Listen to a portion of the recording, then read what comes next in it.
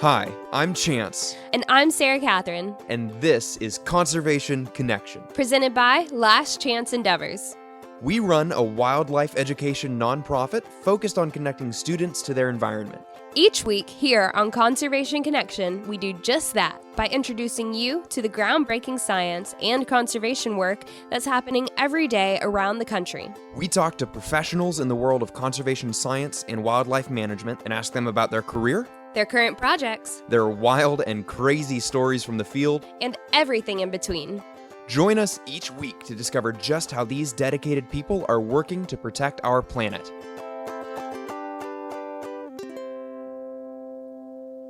Alrighty guys, welcome to another episode of Conservation Connection. Very excited we're here at the Nature Now Film Festival in Columbus, Georgia, 2022. And we are sitting down with Durrell Smith, the dog man, and so much more.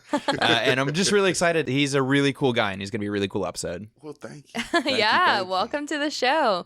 Like Chance said, we introduced you as the dog man. That is because you have too many titles to mention. So why don't you tell us a little bit, I guess, just about kind of the scope of work that you do and maybe hone in a little on why you're here at Nature Now Film Festival this week. So, and thank y'all, first of all, for having me. Yeah. Of course. And all the many things that I got juggling in the air. It's crazy because this room in here is like peace for a second. Like, Good. there's nothing else going on. And I'm like, great, we can chill. And it's brick walls too? Yep. Dope. Yep. So, but no, I'm Durrell Smith. I am the owner, founder, host, God knows everything else for the Sporting Life Notebook, and the Sporting Life Notebook podcast. So I've been blessed to basically turn what started off as a podcast, what started off as the Gun Dog Notebook, and over the years just expanded into more conservation initiatives, more just things involving bringing the unlikely to the outdoors. Well, that's now turned into an outdoor media company. And with the blessings of my wife, my family, and all of that stuff. And it's been a great time. You know, the scope of my work, I'm a hunting guide, Orvis endorsed hunting guide. I am a Beretta ambassador, so I am the new face for the uplands and bird dogs for Beretta USA. I do sporting art. I'm a writer. I've written for a number of different magazines, outdoor magazines, in addition to stuff that I'm producing on my own. Had a number of films that, have just been really awesome, including Dogman, Get the Art, Hard Day Riding, Dogman, and there's some other stuff that I've kind of got floating around out there.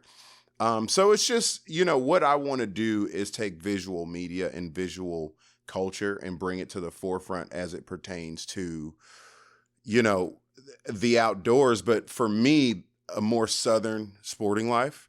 How I got here, Dawson Ingram and Paige Swift, who put this whole thing together, Georgia Power sponsors our podcast and everything and sponsors our brand. And Dawson was like, hey, Paige, I got a cool film for you. Check it out. Next thing I know, we're here. There you are. Here we go. And the film was cool. The process, how we even got there. I was doing all that stuff anyway. I had been down in Thomasville, Georgia, just building on that story and meeting the guys down there who are now my mentors. But it started like 6.5 years ago, I think now. I still count on my fingers, so don't quote me. But it started like 6.5 years, and from literally opening up a magazine, a gardening gun magazine, and seeing these guys in there, like Neil Carter, he's on his own horseback and his dog white pointer in front of him, and then my buddy Curtis, in another photo, like it was this moment that I tell people, like when I saw him with that dog is a beautiful white pointer. I think the dog's name was Cody, but don't quote me on that either. But Cody comes to mind. But I mean, he had this like very King Arthur-y, like Knights of the Round Table kind of look about his face. And he's got this white dog stacked up on a tailgate. And I was just like, yo, like I wear these Jordans because like it's the same effect. Like when we were kids, like everybody wanted to be like Michael Jordan. You know what I'm saying? Right. And that was what made me get into bird dogs was like, yo, I want to do that too. Like seeing somebody else. That representation. Yeah, like that. And I think that's huge, man. It's a big thing that, you know, we have to understand, like what you put out there, you never know the effects of what it's going to do for a whole nother generation of people. Absolutely. Absolutely. I love that. Absolutely love that. I mean, I just want to like shadow you for 2 weeks. I just want to watch what you do because you do everything. And it's really, really cool to hear. I mean, really what I'm hearing and seeing is that you are just a force to be reckoned with. And you're putting this creative energy you have into a bunch of different avenues because you never know what's going to stick, but you just got to keep trying things. And it's something you love, you know. And how blessed are all three of us in this room to get to do what we love as our jobs, you know. I think that's the message, man. Like that is, I say all the time, like when we talk about like inspiring other generations, like that is a big piece for me, doing what you love and other people recognizing that and seeing it and wanting to be a part of it. And for me, that also goes back to who I call my employer, my children. I want them to grow up seeing their mom and their dad doing what they want to do. Like, that's not something that, you know, us, especially as Americans, like we don't necessarily always come up with the idea that like, you can be really diligent about something to the point where, like, if you just don't make too many of the wrong mistakes, you can work for yourself. You can do your thing. You can really build on your dream, whatever that may be. And I think it's really strong. You know, it's a strong message to send, you know, to my kids, to everybody around, to the kids in this art show, to the folks that are here at Nature Now. Like, I've been able to take all of these various things that I do, and I've been doing since I was like in preschool, and synchronize it into one, you know, organization that is the Sporting Life Notebook, and then take all the philanthropic things that I like getting into and taking the conservation piece and sending that towards Minority Outdoor Alliance, right? Like, there's so many different things that people should be able to take away from like your life's journey. You know, and even like the landlines, you know, that art show, it's about your trajectory, right? It's about your impact on the environment and how do you align yourself with the environment, and what does that look like? How does your path, right, tell a story? It was deeper than just paintings being on a wall. It was about these paintings all in some way, form, or fashion talking about mark making, line, and telling a story. Yeah, absolutely. So how did you get involved in this? I know you said it kind of like started, you've kind of been on this path starting at a young age, but like, what exactly was that path? Were you always interested in the environment? Like, how did this happen? Yeah. How did this happen? how did we get here? So as a kid, like I grew up in Atlanta, on the south side of town, Greenbrier, Oakland City, Bush Mountain, and then later on Clayton County, Riverdale. And throughout all of that, like I've always been that kid that I just likes stuff. And it just turned out that it was probably less likely that, you know, folks in my communities and stuff would be getting involved in it. But as a kid, like I remember walking around with my granddad outside, and he had a garden, he had a green thumb. And I mean, he was an incredible gardener. There's a community garden there. I would always be up there with him. And then behind his house in Oakland City, and it's in the city now, like it's just woods. And it's actually really dope because there's this tree that the state marked. There's a couple of things I found in the woods, but one of them was this really big tree that like dates back to like well before the Civil War. And it's still there. And it's like carved in it and stuff. And like my uncle carved his name in it as when he was a kid. And so it was kind of dope me walking around these woods, you know, doing that. And then my granddad, like he would just let me just rummage outside. Like he had this cool shed and a whole bunch of tools, knives, axes, all kinds of stuff. He was like, well, you old enough, don't cut your arm off. Like, yeah, you know? Yeah, you're going to have to learn not to do that as an adult. So you might as well start learning it now. Might as well start now. And, you know, I was doing that. So I would build like weird little teepees and all kinds of stuff and go catch frogs and just all kinds of stuff that kids do outside. I was doing a whole lot of killing them because I wasn't really taking care of them. But, I didn't know any better. It was just cool to interact with them. experience, right. Yeah. And then as I got older, and I mean, I was like 8 or 9, I was a little kid. And then as I got older, I started walking in the woods even more. And that connection, I was just always outside. I played sports, high-level sports all the time. So for me, being outside was a very active and engaging thing. I understood the outdoors as this place of solace, but also this place to explore and to showcase some kind of ability or talent or something like that. I'm just that kind of kid, or was that kind of kid. And so as we move forward, my granddaddy put a BB gun in my hand and taught me how to shoot. And I was I wouldn't call it hunting, but I was shooting after squirrels and stuff like that, running around the woods with a little BB gun. And that was probably the closest thing that I understood to be hunting related, which I would not call hunting.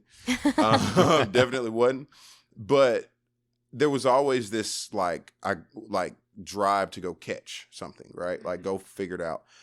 Be in the outdoors for a purpose. Yeah, for a purpose. And I enjoyed it, and I'm not knocking anybody that's not doing that. That was just my thing. And so fast forward a few years, was this 2016? So it wasn't that long ago, matter of fact. I start being a teacher. I'm out of college. I went to Albany State University, and in Albany, there was always I'm an art major. I'm a fine art major. I was a painter, and in Albany, I would always see these bird dog paintings, a classic Southern quail and all of that. And at the time, I was like, "Who looks at this stuff, man? This is boring." I was, this is old. This is old. What are we doing, man? And so. And everybody down there was just so captivated by it, and I just didn't get it. And I was like, what are these white dogs in there? Their tails are standing up doing this weird thing. What in the world? These birds are flying. But everywhere around Albany, I would see it. And when I went to Landmark Christian School, and a lot of my buddies hunted there too. And so it was something of interest to me, but I hadn't quite connected the dots.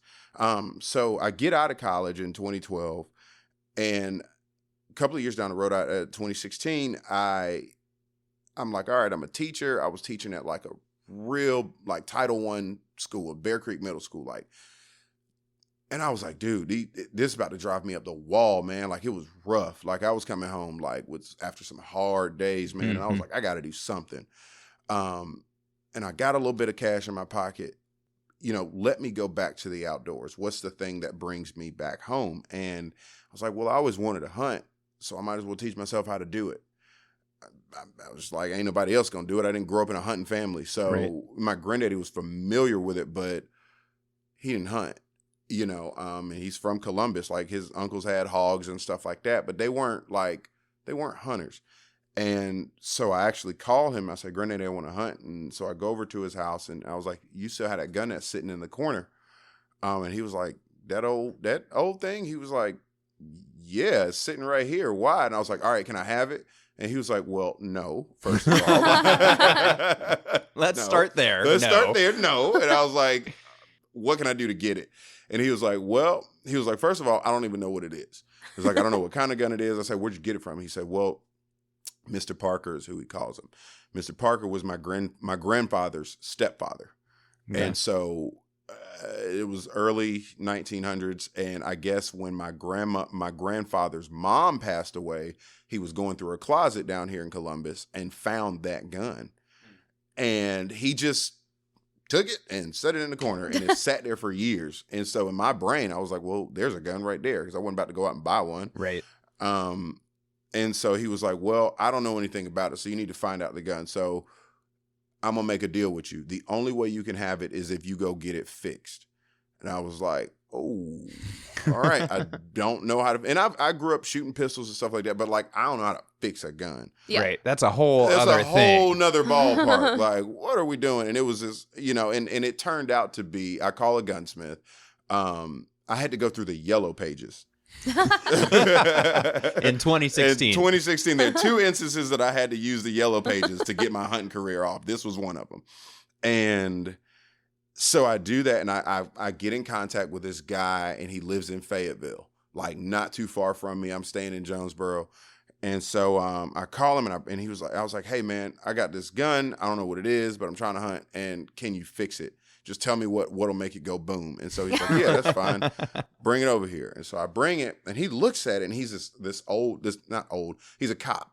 He's a K-9 unit cop too. So he's got this like real charged up Malinois, like sitting in the corner. You know what I'm saying? Like Just watching everything. Just chilling, right? Like you don't make the wrong move. and I was like, dang, that's a cool dog, but I ain't about to go pet him. Yeah, good call. And he looks, the guy's examining it, and he's like, well, I said, well, how much would you charge me to do it? Like I gave it to him, left it with him for like a day. So he examined it, and he calls me back, and he was like, I'm gonna charge you $80 for this. I was like, dang, that's a lot cheaper than I thought it was gonna be. Yeah. And he was like, but let me tell you something. He's like, you sure you want to pay $80 for this? This gun ain't even worth that. I was like, yeah, I want to pay $80 for it. Like, what? And I said, tell me about it. He's like, it's a 410 shotgun, single shot, Excel. And I did somehow, some way, I figured out the serial number stuff on it, and it dated back to 1919. Wow. Yeah. So I've got this really old gun, and I'm like, all right, great. Fixes it, and it shoots. I mean, it's a tack driver. And so I'm like, all right, well, now I need a dog. Well, before that, the last dog I had before any of my hunting dogs I was training pit bulls. Like, that's just what you do in Atlanta. And I just got real good at it. Mm-hmm. I didn't think anything of it. That's just another part of the outdoors. Like, my dogs were always really well behaved, really tame, but like at the drop of a dime, I could turn them. And people would always compliment me on my dog work and stuff. I'd just be walking around, like, people like, dang, you got this really like gritty looking dog, and he's just chilling. It's like, I didn't think anything of it. Yeah. And that was just something I did for years before that. Your dog should be trained, dude. Right. You know, and so, and I never asked anybody to help me with it. And so her name was Lucy Bell, the last one. And I ended up rehoming her because she was just kind of nuts. Like, and it was fine for me because I lived by myself. But around this time, I start dating my wife, and she didn't grow up with dogs, definitely didn't grow up no crazy pit bull. So like, I just wasn't about to risk it, you know, and she kind of snapped on me one day, and I was like, it's not worth trying to train it out of you, you know, cause I don't want my girlfriend at the time. Like, I'm not really trying to have a phone call like your dog just bit me. So I rehomed her, and I'm like, well, I need another dog. I might as well get something I can hunt with. So that's when I started with my lab, Ruger. And that dog, he was off of Craigslist. Like, I didn't know anything about getting like pedigrees and stuff like that. I just knew, okay, well, if I'm gonna get a dog, I've always heard labs work, so let's go with that. So I call Melanie for Brandywine Kennels off of Craigslist. Like, nothing fancy, but we put in work, and that dog he stuck it out with me like from jump, and to this day, like, he's just kind of like the supervisor of the kennel now. Like, he kind of doesn't really hunt as much anymore, but I mean, I learned how to hunt with that dog, and we were going out and finding quail. Like, you know, that's just, I didn't have a pointer, I didn't have none of that stuff. I just figured out how to hunt quail and put a lot of gas mileage in, and I would just look for commonalities, you know, within the DNR updates and stuff like that. And I was like, all right, well, I hear these birds are in South Georgia, so I guess I should start there, right? Right. I didn't know anything about the importance of public land at the time and conservation. Like, that was such a far thing from my wheelhouse. I just knew hunting, and I get down there, and these places are beautiful. So fast forward a year. So Ruger has a hunting season under him, and I go to Publix. And I like Garden & Gun magazine, and so I always took the time to just screw around and flip through the magazine. Well, I just so happened, I think it was the June-July 2017 issue, I just so happened to like flip to the right page. It was like serendipity, I guess. And Neil Carter, like, there's this article called something afield. I remember the word afield. Erwin Greenstein wrote it. And I'm reading these black guys like down in South Georgia. I'm already familiar with it because I went to college there. They're in Thomasville. I didn't hang out in Thomasville, but I was at least familiar with it because of Albany. So I was like, all right, like, who are these guys? And so I'm looking, and I grew up riding horses too. My mom, she grew up in the West End, and in her effort to get out of the hood, like she made sure I was just well-rounded like that. So she put me on a horse, and there was this community of black horsemen in Atlanta. They're still there, that they would always set up shop. So I was already familiar with that. But I'm like, dang, you got this dude, this old black dude, you know, he's talking about his family history and all of these guys, this little niche community of dogmen that have been here for like generations that nobody talks about. I want to meet those guys. Like, who is that? And so I'm flipping, and I find, and then I see the other image of Curtis Brooks looking like freaking King Arthur, man. And like I said, it was just a cool vibe. It was just like, I gotta see what that's about. Now we come back like full circle to the beginning. Right, we're back here, right? Yeah, we're full circle, and it was just one of those things where the second instance of the Yellow Pages then comes up, where most kids be like, Yellow Pages, what? I could not find. I read in the article, and I see Sinkola Plantation, and that's where Neil worked. And so I go to the Yellow Page, and I just look, and I find the number for Sinkola Plantation. Weird as all get out. And so I call down there, and Gates Kirkham picks up. He owns the place. His family's owned it. Neil ran dogs for them his whole life, all kinds of stuff like that. Well, I call Miss Kirkham. I said, hey, you know, do you know a guy named Neil Carter? And if so, like, could you put me in contact with him? He was like, well, yeah. He was like, you know, super welcoming. Like, I cold called this place. Like, that does not, black kid from Atlanta cold calling a whole plantation, that doesn't happen too often. Yeah. You know. Yeah, very much so. I was like, I didn't know anybody, so I just figured, well, at least I'm not in front of them. So if you shut me down, like, you don't know me, I don't know you. Yeah. You know. And so he was like, no, like, he was like, I'll be more than happy to give you Neil's number. He lives on the back end of my property. And so Sinkola butts up to Neil's property. And so I was like, well, what in the world? Cool. Appreciate it. And he was like, if you ever come down, like, give me a holler. I was like, okay, cool. I will. Didn't expect that kind of, you know, interaction, but that's dope. Yeah, I love people like that. and so I call, and Neil is like, oh, hey, how you doing? Like, you can tell he's clearly like, who is this person? Who is this calling guy? Who did you give my number to?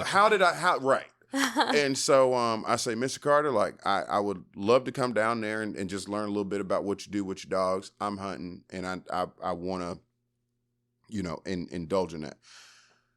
And I can't remember exactly how long it was between that call and me getting down there. But my wife, girlfriend at the time, she rides down, and we do a little bit of hunting on one of the WMAs down there during that trip. But then we finally get to Neil's house, and he just walks up to me and he hands me a leash.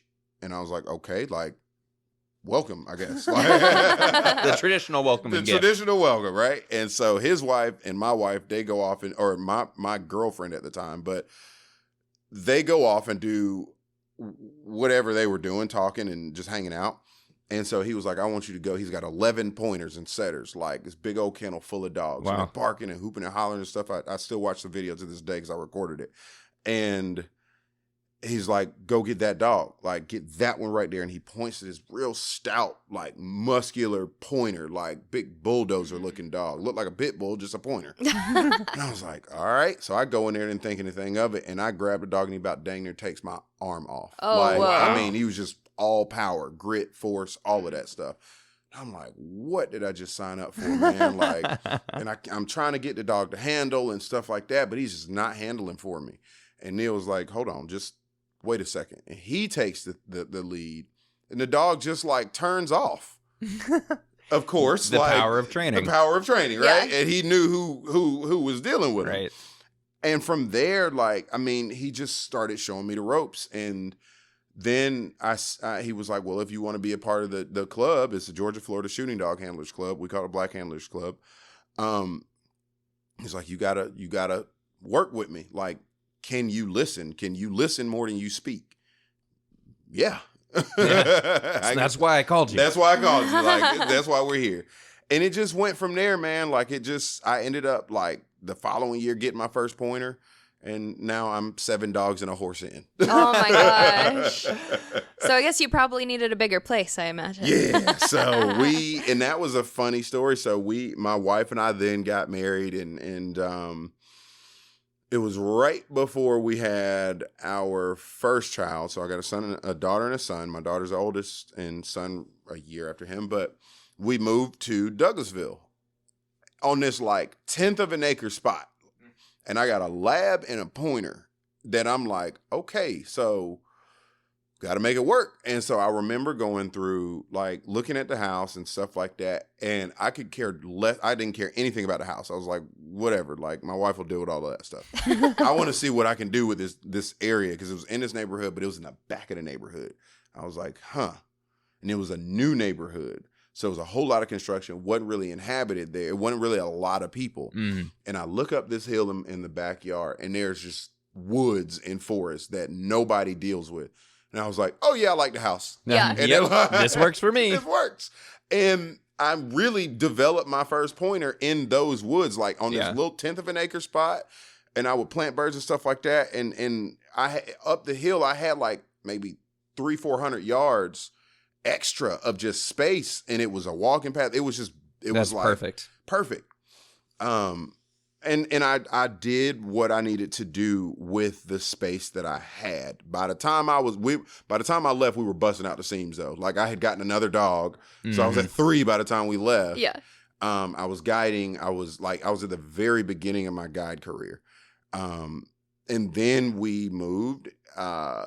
2 kids in, 3 dogs, married, and we're like, we need another house. So we got blessed to have the house that we live in now, which is just way more expansive, multiple acres. Like it's beautiful. You know, it was like it was set up for us. Yeah, you know, that's it's awesome. not too far outside of Atlanta.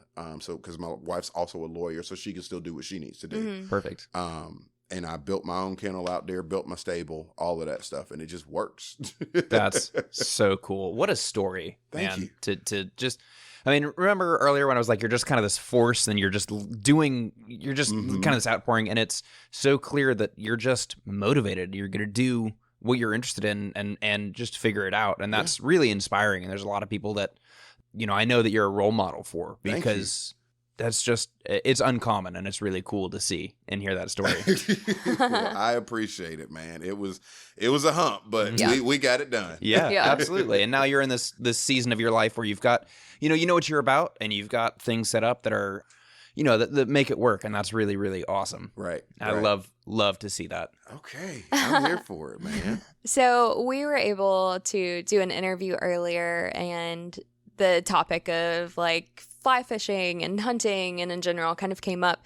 And I want to ask you basically the same question I asked earlier, is how have people reacted basically to you hunting in general, hunting with your dogs? And like, I know there's kind of this divide in the conservation world, right? Of like, oh yeah, How can hunting, killing be conservation? Right? Yeah, exactly. There's a side that's like, yeah, hunting is absolutely conservation. They're absolutely involved. And there's people who just, it's like, absolutely not. Like, Right. it does not connect. So I just want to hear about like what the story is behind like how that's connected with you and how that's affected you in your position. So it connects in a number of different ways. And as my career and tenure in this thing, kept going, I would get a lot of those questions. Number one, with dogs, how do you hunt with dogs? You're cheating. I promise you I'm not cheating. Do you know what it takes to get these dogs to do that, first of all? Yeah, let's right? start there. A lot of reinforcement. A lot of reinforcement. Like, I promise you I'm not cheating. Yeah. Okay. But the second thing is, why do I hunt with dogs? Well, when we talk about conservation, just because you shoot something doesn't mean you always are going to bring it back. You see what I'm saying? And so if I'm going to take game, I'm responsible for retrieving game. Right. That's why you have a dog, because of their nose, their ability, like Their speed. their speed, right? Like I've legit, and I'm not going to get on a tangent because I still have more to your question, but one of my dogs, like, I end up shooting a bird, and I don't teach my dogs to retrieve at all, my pointers. And bird gets up, wild bobwhite, I shoot it, boom, it falls, and I walk, and that wasn't maybe 20 yards away. And I walk and think I'm going to look on the ground, the dog is still posed up pointing, hadn't broken the shot or anything. And I look on the ground and there's no bird, but I saw this bird fall. Mm-hmm. Quail get up and run. They got a little bit of life left in them. Well, and so I was like, dang, like, I hope I didn't lose the bird, but I got a dog for that. So I go and tap my dog on the head, and he goes, and I've never trained this before. I've never done it. He goes and sniffs, and just stops and looks at a hole in the ground on the bank of this like creek bank or whatever. And he just starts digging. Jughead is his name. He just starts digging, and goes and sticks his head in and pulls that bird out, brings it to my hand, like, here you go, and takes off. Wow. That's why we have dogs for conservation. But then also with hunters and anglers, man, if you're talking about a group of individual or group of people, a community of people that spend their hard-earned dollars on guns, ammunition, and all of these things, and we are the ones that are funding conservation. Those Pittman Robertson dollars and stuff like that, that's coming from us. Yep. Because I can guarantee you, everybody that's saying, why are you doing this? Why are you hunting? You're not putting your money into conservation. We are.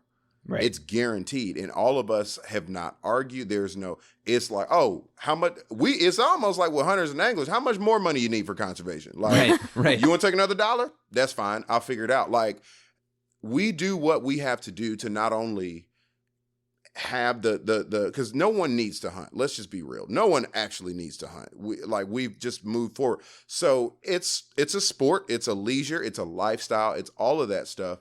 But if I'm going to do that, I need these resources to be here. You can't hunt quail if there's no quail to hunt. If there's no quail.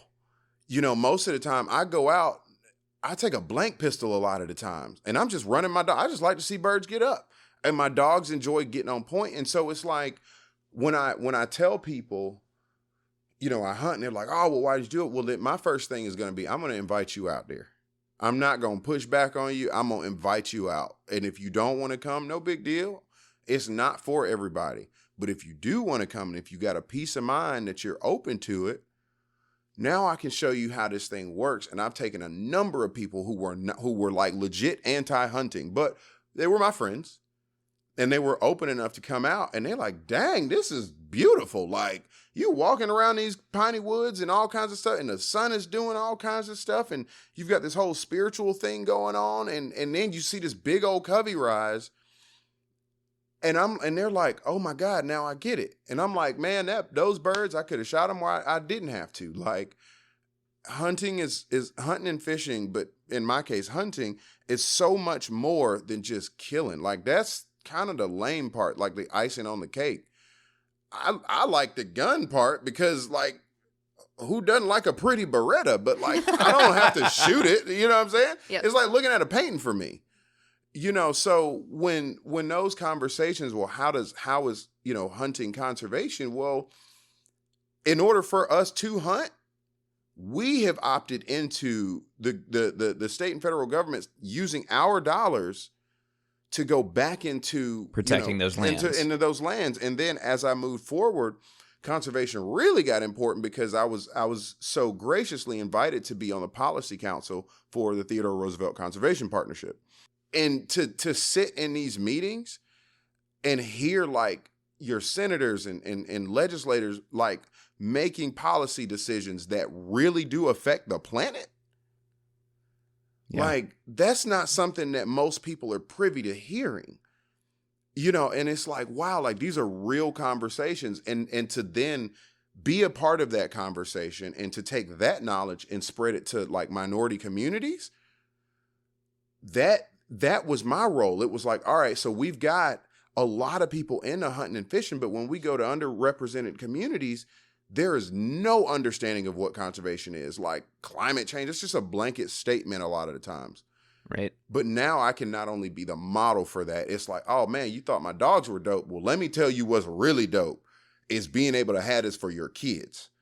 And right. for them to take your dogs out, or for them to take my kid. I would love to see one day that my kids take a dog that I bred for them down in a place that I've been hunting since I was 26, and to know that 30 years down the road, a new body of longleaf pines have now grown, and now my kids are walking back through that area because mom taught them the importance of taking care of your land. Taking care, even at home, we've got this large space, conservation at home too. We got pollinator gardens that we're planting.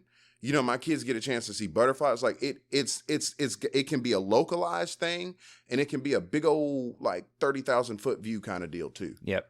Yeah, absolutely. That is so fantastic. And I know that this episode could easily be 3 hours long. And I'm not going to do that to us. Oh, yeah, I would love it. I would absolutely love it. But I think we're going to have to call it. Yeah.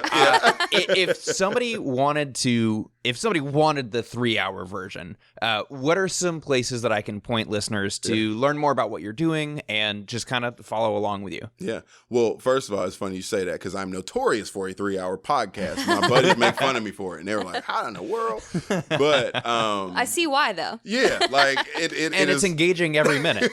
Yeah. Like I'm so here for it. Yeah. I appreciate it. Well, first of all, the Sporting Life Notebook. So you can find me on Instagram just at The Sporting Life Notebook. Our website, thesportinglifenotebook.com. I do not like Facebook, so I don't use it for that.